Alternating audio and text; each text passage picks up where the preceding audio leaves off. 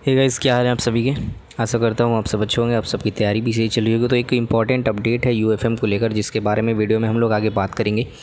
और जैसा कि आप हेडलाइन भी देख सकते हैं कि 30 जून तक जो है यूएफएम के लिए जो कमेटी बैठाई गई थी उसकी रिपोर्ट आएगी।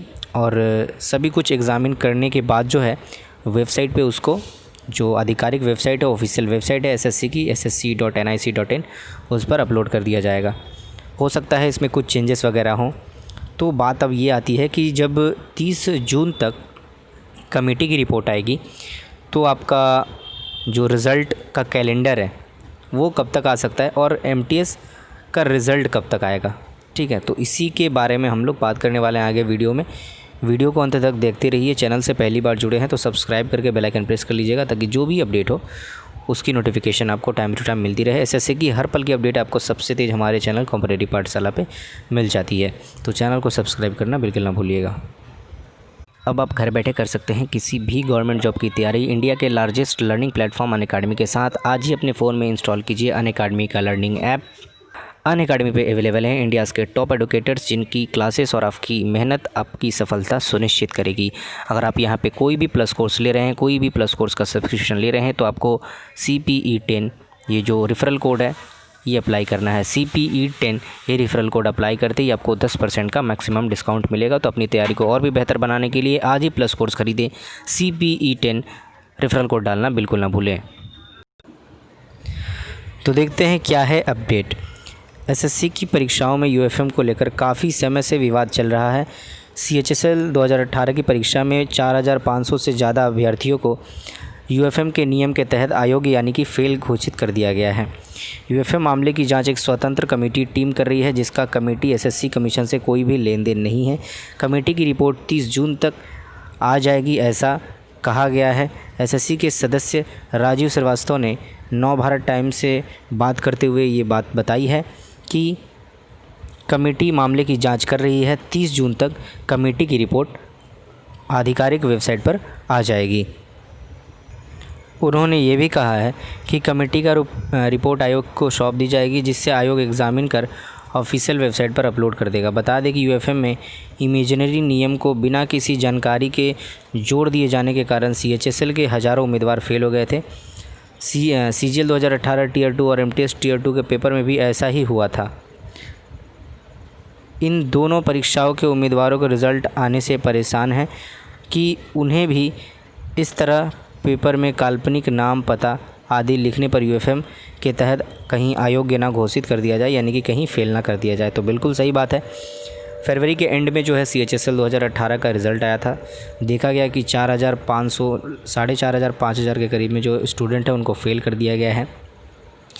वहीं मतलब कोई प्रॉपर गाइडलाइन भी नहीं था इसके लिए कि आपको ये वर्ड यूज़ नहीं करना है। देखा जा रहा है कि किसी ने छोटी लिखा है तो वो पास है, किसी ने छोटी लिखा है तो उसको फ़ेल कर दिया गया है।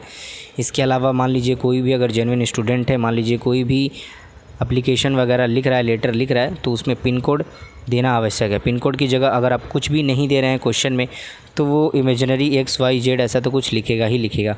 ठीक है, क्योंकि जो परफॉर्मा है प्रॉपर वो तो उसको फॉलो करना ही पड़ेगा।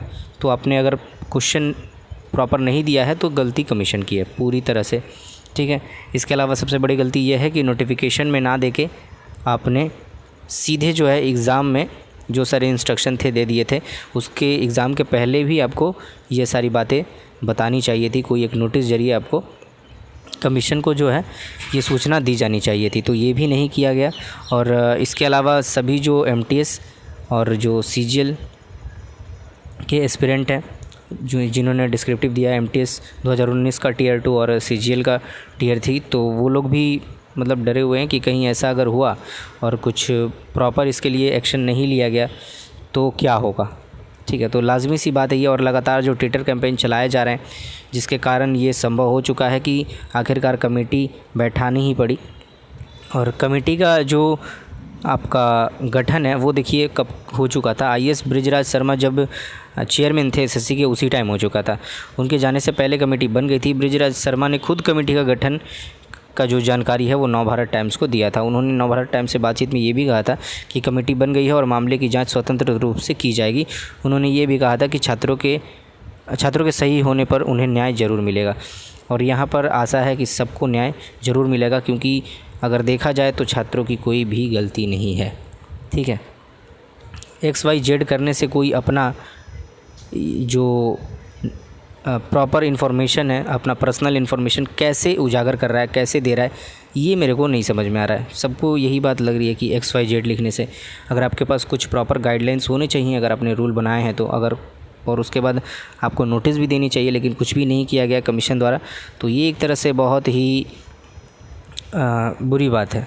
और इसके अलावा अगर हम लोग बात करें कि रिज़ल्ट कब तक आएगी, ठीक है, तो देखिए जब बोला गया है कि 30 जून तक जो है आपका इस कमेटी का रिपोर्ट आएगा, तो पहले ही बताया गया था कि कमेटी की रिपोर्ट के बाद, ठीक है, कमेटी की रिपोर्ट के बाद जो है आपका कैलेंडर आएगा, जो भी सारे रिज़ल्ट पेंडिंग है, ठीक है, उसका कैलेंडर आएगा।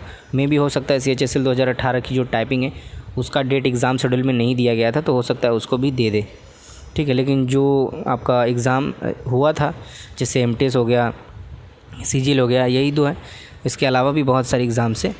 तो जो एग्ज़ाम्स वगैरह हुए थे उनका रिज़ल्ट कब तक आ सकता है, उसके लिए कैलेंडर जो है जुलाई के फर्स्ट वीक तक होगा, ठीक है। जुलाई के फर्स्ट वीक तक आपको आधिकारिक वेबसाइट पे, ऑफिशियल जो वेबसाइट है SSC की, वहाँ पे मिल सकता है।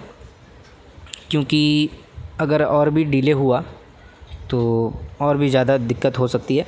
यहाँ पे एक बात और बन के आ रही है कि मान लीजिए कि कॉपी अगर चेक हुई है, ठीक है, SSC MTS की या फिर CGL की, तो UFM का जो रूल है वो प्रॉपर वैसे ही लगा के अगर चेक हुई होगी, तो बहुत सारे एस्पिरेंट का जो कॉपी है वो रखा हुआ होगा कि जो प्रॉपर गाइडलाइन बनती है, जो प्रॉपर रूल वगैरह बनती है, जो कमेटी की रिपोर्ट आने के बाद पता चलेगी कि क्या आखिर बनाए गए हैं प्रॉपर रूल, किस तरह जो है कॉपियाँ चेक करनी पड़ेगी। तो हो सकता है कि उन लोगों का पेपर फिर से कमीशन रिव्यू करें, ठीक है, जिनको UFM दे दिया गया होगा, अगर पेपर चेक हुआ होगा तो, ठीक है।